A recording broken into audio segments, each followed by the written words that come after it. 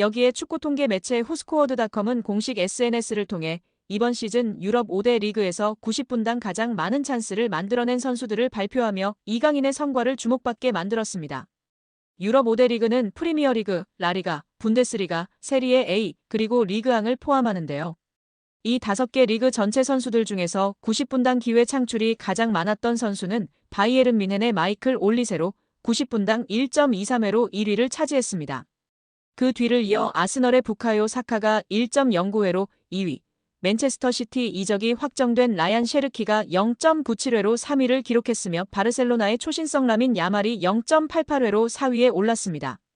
이어 5위는 파리 생제르맹에서 뛰고 있는 이강인이 차지했습니다. 이강인은 90분당 0.86회의 기회 창출을 기록하며 그의 정확한 킥과 남다른 시야가 동료들에게 많은 기회를 만들어주는 역할을 했습니다. 열거된 선수들이 현재 세계 축구계에서 촉망받는 유망주이거나 세계 최고 중 한 명으로 꼽히는 선수들인데요. 이강인 선수의 잠재력, 천재성을 다시금 확인할 수 있는 상황입니다.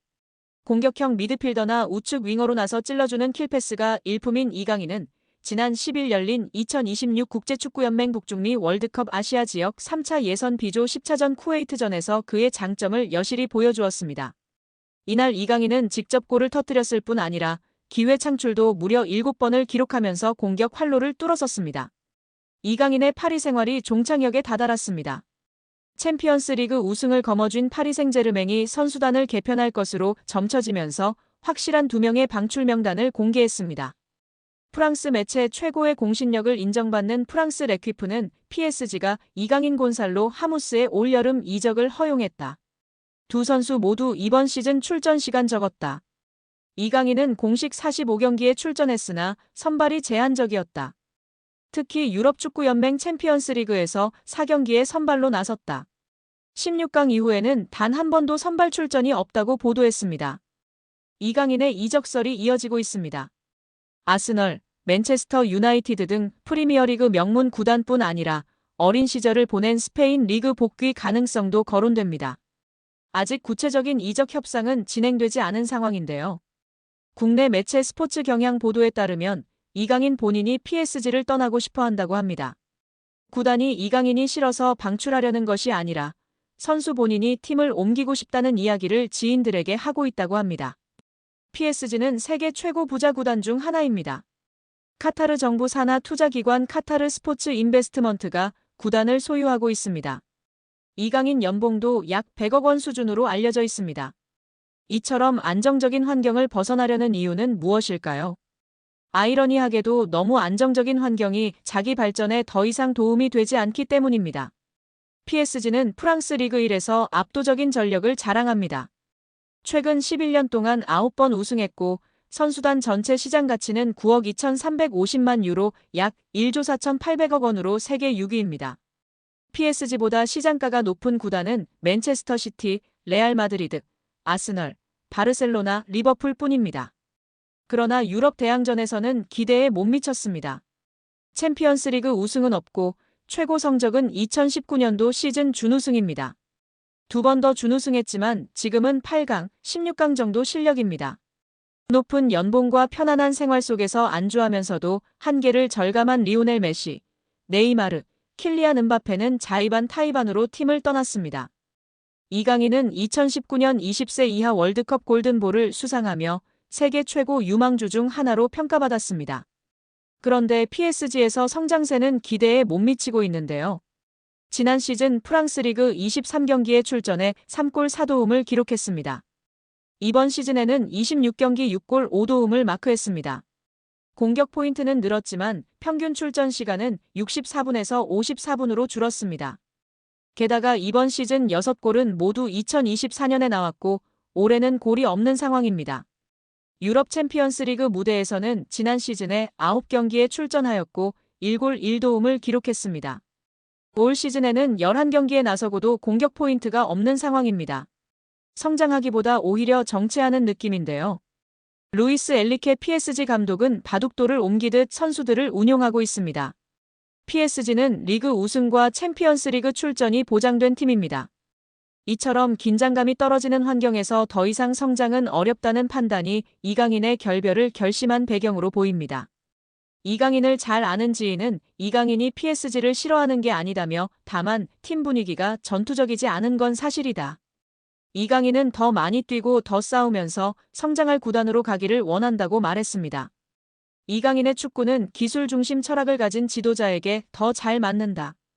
아스널의 미켈 아르테타 감독, 맨유의 루벤 아모린 감독 등 기술 축구를 지향하는 감독들이 이끄는 팀으로 이적할 수도 있다는 이야기가 나오는 이유입니다. 이강인은 PSG와 2028년 6월까지 계약돼 있습니다. 계약 기간도 넉넉한 데다 PSG는 굳이 이강인을 팔아야 할 이유가 없을 정도로 돈이 많습니다. 이강인의 확고한 이적 의지가 있어도 이적이 이뤄지지 못할 수도 있는데요. 이강인은 이제 어느새 24세가 됐습니다.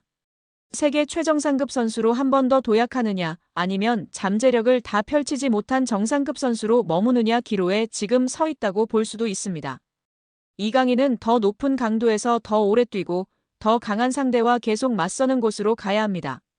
성장하려면 강한 상대와 치열하게 싸워야 한다는 것은 축구뿐만 아니라 모든 영역에 적용되는 절대불변의 진리입니다. 과연 이강인 선수의 바램대로 이번 여름 이적하게 될까요? 우리 구독자 여러분들의 생각은 어떠신가요? 여기에 뉴캐슬이 김민재와 이강인을 동시에 주목하고 있다고 알려지며 화제입니다. 김민재는 여름 이적 시장이 다가오는 가운데 이적설에 휩싸였습니다. 아킬레스건 부상을 당했음에도 온전히 회복을 하지 못하며 계속해서 경기를 뛰면서 점차 경기력이 떨어졌고 자연스레 이적 가능성이 전해졌습니다. 독일 FCB 차이퉁은 첼시뿐 아니라 뉴캐슬과 유벤투스도 김민재를 주시하고 있다고 설명했습니다. 특히 글로벌 매체 포포투는 24일 뉴캐슬은 김민재의 에이전트와 구체적인 대화를 나눴다. 뮌헨은 적절한 금액이 제시되면 김민재와 이별할 것이다라고 전했습니다. 매체에 따르면 뮌헨은 김민재의 몸값으로 5,500만 유로 약 890억 원에서 6천만 유로 약 970억 원을 요구하고 있습니다.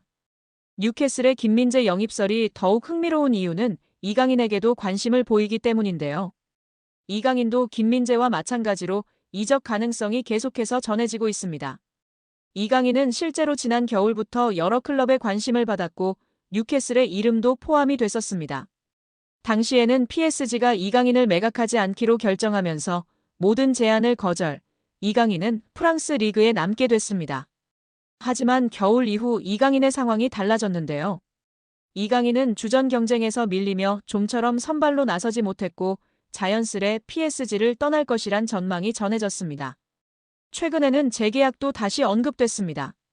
프랑스 푸실은 PSG의 루이스 캄포스 단장은 이강인과의 재계약을 우선순위로 고려하고 있다고 했습니다.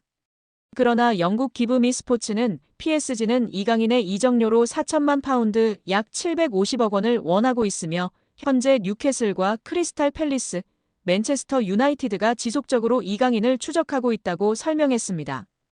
여러 보도를 종합했을 때 뉴캐슬은 분명 이강인과 김민재에 관심이 있으며 상황에 따라서는 여름 이적 시장에 둘을 동시에 영입하는 그림이 그려질 가능성도 충분한 상황입니다. 이강인이 지난 피파 북중미 월드컵 아시아 3차 예선 쿠웨이트전에서 터뜨린 골 장면을 한 인도 축구 전문 매체가 조명했습니다. 비슷한 장면을 두고 골을 성공시키지 못한 자국 선수와 비교하면서 퀄리티의 차이라고 덧붙이며 화제가 되고 있는데요. 인도 매체 IFTWC는 소셜미디어 SNS를 통해 비슷한 상황의 두 장면을 캡처했습니다.